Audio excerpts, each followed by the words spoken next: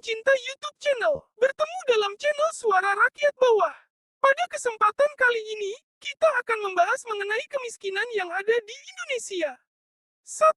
Sengaja dimiskinkan. Tidak usah diragukan lagi, bila rakyat bawah selalu dicekik oleh kebijakan pemerintah yang tak relevan dengan kebutuhan setiap individu masyarakat BM kelas bawah. Tidak usah diragukan lagi bila mana hal ini sudah berlangsung sejak era kerajaan kuno serta era kolonialisme pada masa itu. Para pembesar pribumi memandang rendah kaum pribumi miskin untuk dijarah dan dimanfaatkan segala harta bendanya demi ego kekuasaan para pembesar pribumi.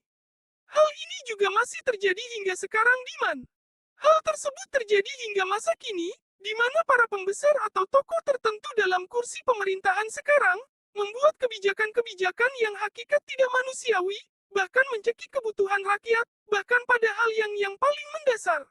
Misalnya pajak. Pajak merupakan ide atau gagasan penting dari pemerintah yang sebagaimana seharusnya digunakan untuk kepentingan rakyat bawah, telah disalahgunakan untuk kepentingan oknum tertentu. Tak usah diragukan lagi, hal ini sudah terjadi dari masa kuno serta masa kolonial Belanda. Belanda pada masa itu menjajah Indonesia serta membangun sebuah sistem pemerintahan dan pembangunan dan komodi pertanian, akan tetapi, pihak kolonial Belanda pada masa itu masih memberikan upah yang layak kepada para pekerja pribumi. Namun hal ini bertentangan dengan ego para pembesar pribumi pada masa itu, di mana sebagai besar uang atau upah dari pemerintah kolonial Belanda dipotong sebagian besar demi ego dan kepentingan golongan pembesar pribumi. Hal ini juga terjadi dalam skala usaha UMKM ataupun pihak swasta serta perusahaan terkait, di mana para oknum atau ormas-ormas tertentu memalak serta menagih pajak kepada para UMKM dan pihak tertentu lebih besar daripada apa yang seharusnya didistribusikan ke pemerintah.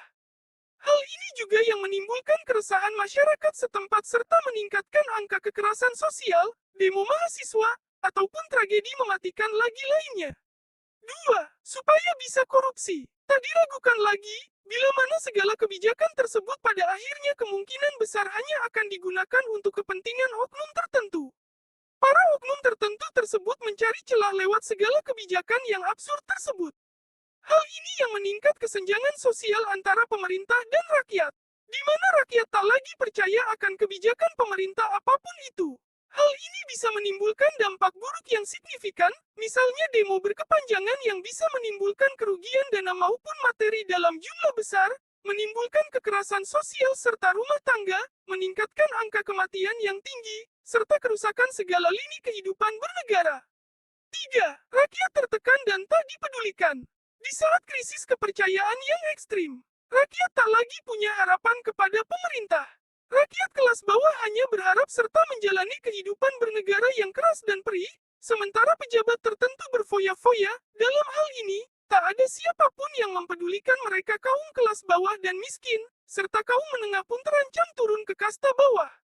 Bahkan antar sesama kelas bawah pun saling hancur-menghancurkan dan tak suka ketika melihat orang lain sukses, begitupun sebaliknya.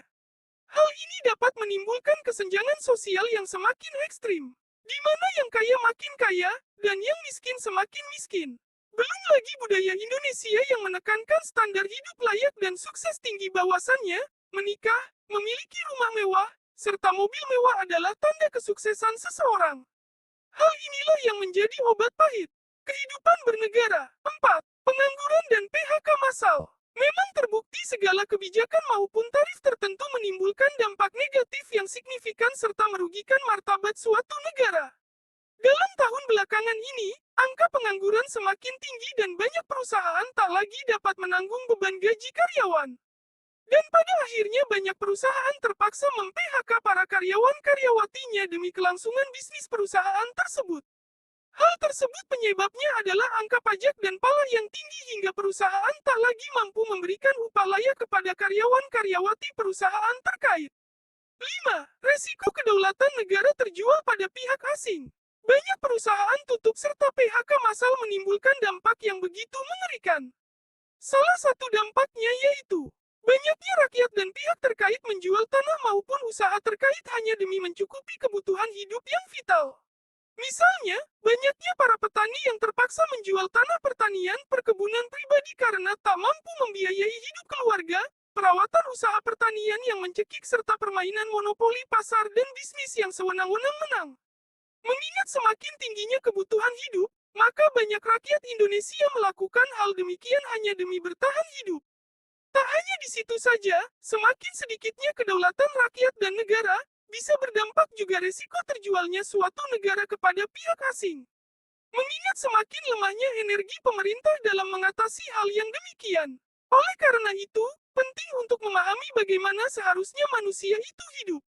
Setiap warga negara seharusnya hidup rukun serta saling berdampingan, dan tak seharusnya kita saling menyalahkan pemerintah, namun sebaliknya setiap kita harus saling mengintrospeksi diri serta juga menopang kepentingan bersama satu sama lain dalam gotong royong dalam segala bidang, ide, serta segala keputusan.